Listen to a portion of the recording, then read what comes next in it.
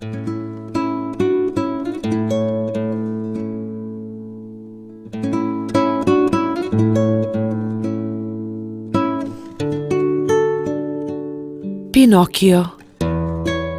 Jedne noći, nekada davno, jedno tiho seoce utonulo je u dubok san. Mesečina je prosipala svoje srebro po krovovima usnulog sela. Jedini svedok ove lepote bio je umorni putnik koji je pešačio kroz mrak u odelu posivelom od prašine. U iznošenim cipelama jedva je hodao, a leđa su ga bolela od tereta putne torbe obešene preko njegovih slabašnih ramena. Bio je to jedan veoma mali putnik. Zvao se Cvrčak Cvrčko. Đepetova ruka imala je čudesnu moć u stvaranju igračaka. Baš u ovom času stari drvodelja odloži alat i zagleda se u svoje najnovije delo. Bio je to drveni lutak veličine malog dečaka, bistrog okruglog lica, nalik na dečije. Samo mu je nos bio drugačiji, veoma dug i upadljiv nos kakav ni jedan dečak nije imao. Smešan nos. Stari drvodelja ga lupnu po bradici, nasmeja se i reče: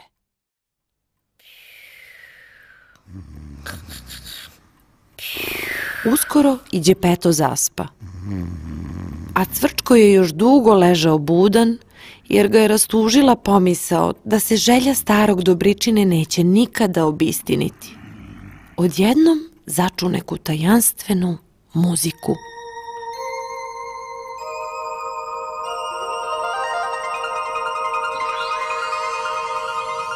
On se uspravi i spazi čudnu srebrnu svetlost koja se spuštala sa neba i sve jače i sve bliže blještala.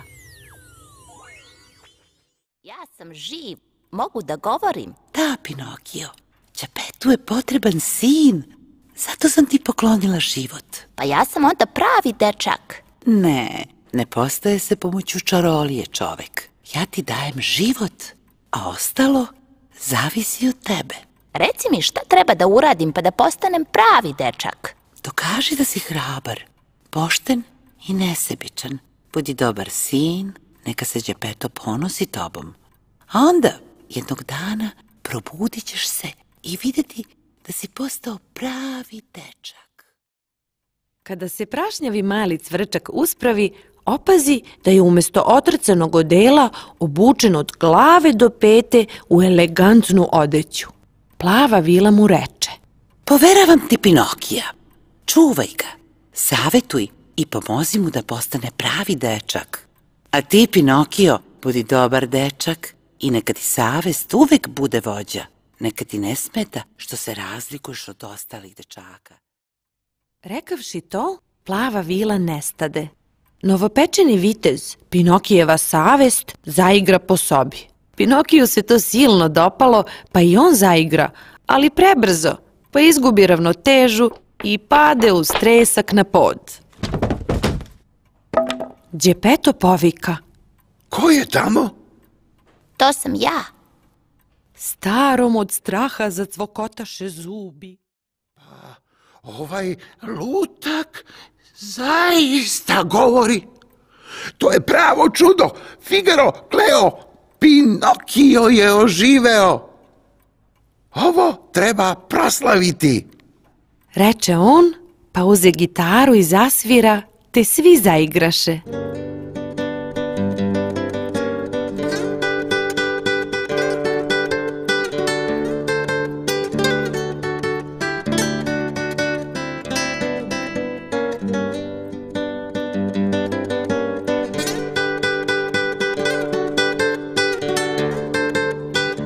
Bilo je to pravo veselje. Zatim se stari obrati svojoj družini. Pa vreme je da se spava. Hajde, Pinokio, ti ćeš spavati ovde u ormanu.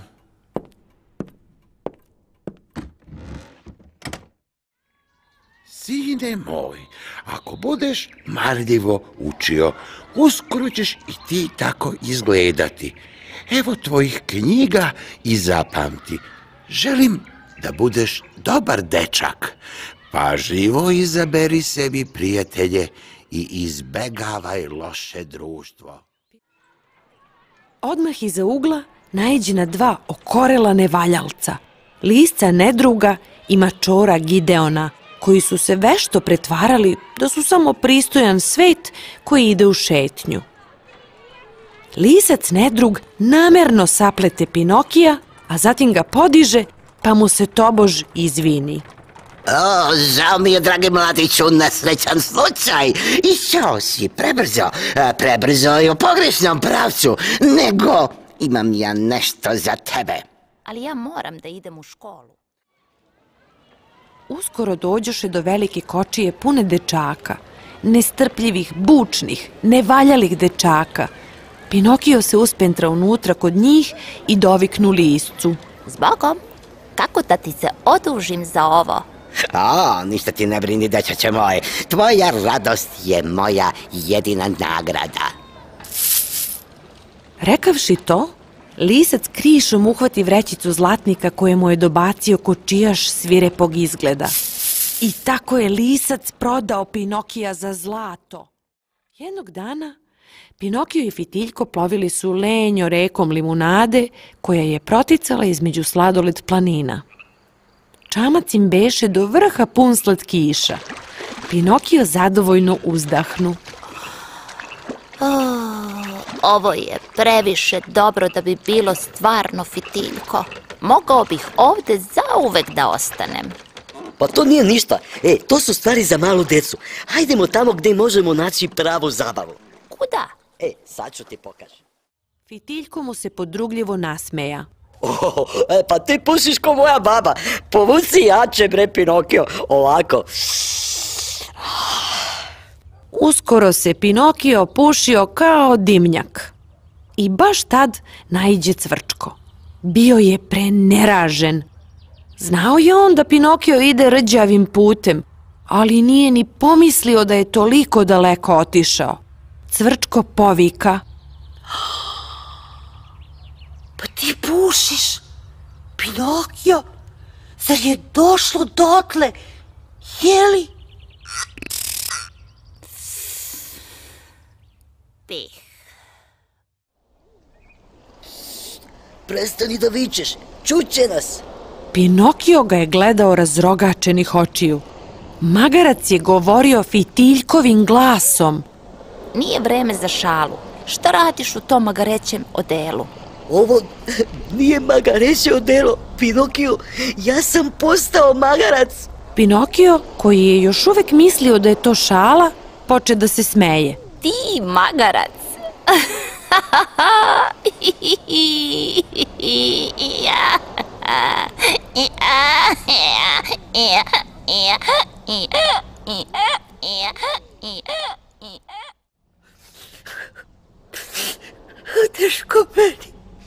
Teško meni. Pogledaj šta si uradio, jao. Pinokio. Nego, hajdemo odmah odavde, jer ćeš izrasti u čitavog magarca. U tom času novi nalet vetra donese neko parče hartije. Cvrčko poskoči i uhvati ga. Hej, Pinokio, vidi ovo. Vetar nam je doneo neko pismo. I eto sada, dragi sine, živimo na dnu okeana u utrobi kita. Imamo još malo hrane, ali nećemo dugo izdržati. Zato se bojim da te više nikada neću videti. Pinokio poče da hoda po morskom dnu i da zaviruje svuda ne bi li ugledao velikog kita. Uskoro postade nestrpljiv. Voleo bih da znam gde da ga tražim. Cvrčko, šta misliš, gde bi mogao biti grdilo? Danas ni zalogaja, Figaro. Ako se grdilo uskoro ne probudi, crno nam se piše. Ipak, nikad nisam verovao da će kraj biti ovakav. Evo nas gde umiremo od gladi u utrobi kita. A Pinokio, jadni moj dragi mali Pinokio. Drvodelj je izgledao umorno i jadno. Grdilo, Cvrčko, plivaj, beži, brate, ako ti je život mio. Ali ništa nije moglo umaći ovom čudovištu koje je gutalo stotine tuna u jednom zalogaju. Tako i Pinokio ulete u tu mračnu pećinu. A kit, onako sit i pospan, zatvori čeljusti i nastavi dremež.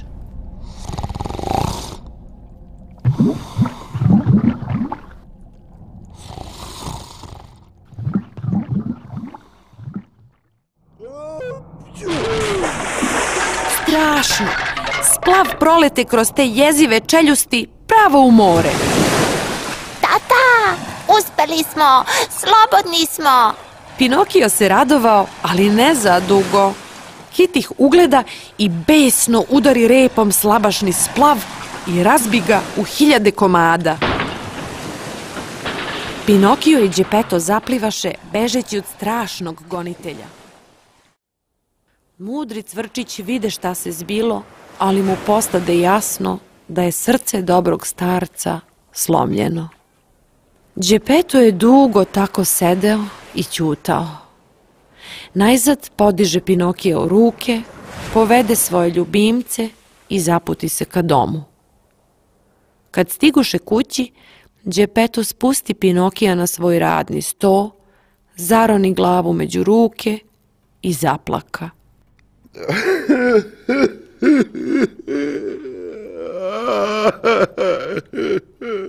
A onda, iznenada, zvezdana svetlost se probi kroz tamu i prodre do nesrećnog lutka.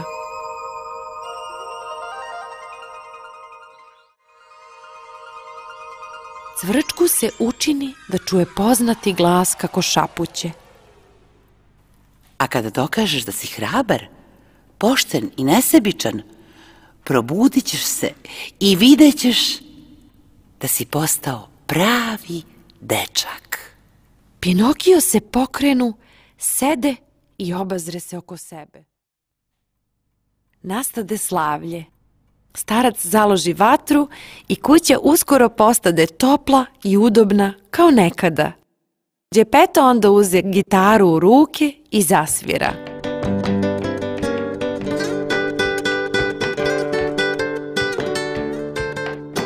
Kleo poče da se prevrće preko glave sve dok se ne bi ošamutio, a Figaro zaigra sa Pinokijem. Bio je to najlepši dan. Ipak, Cvrčak Cvrčko beše najponosniji. Glas savesti izveo je drvenoglavca na put kojim idu pravi, dobri dečaci.